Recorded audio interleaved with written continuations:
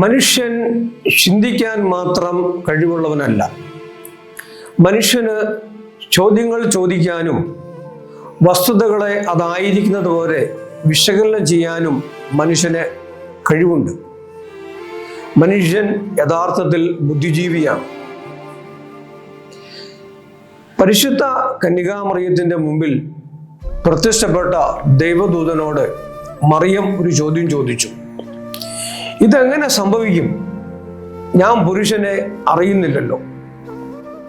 ദൂതൻ മറുപടി പറഞ്ഞു, അത്യുന്നതന്റെ ശക്തി നിന്റെ മേൽ ആവസിക്കും.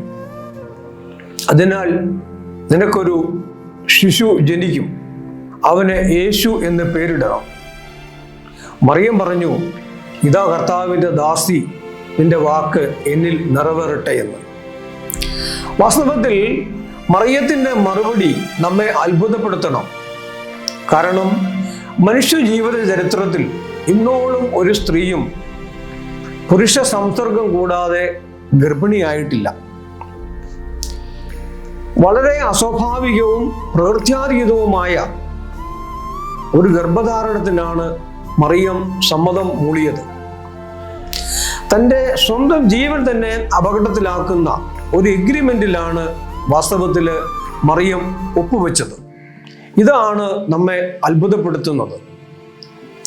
സത്താപരമായി ചിന്തിച്ചാൽ വിശ്വാസവും യുക്തിയും സ്വന്തം ജീവിതത്തിൽ സമന്വയിപ്പിക്കുന്നതിൽ മറിയം വിജയിച്ചു.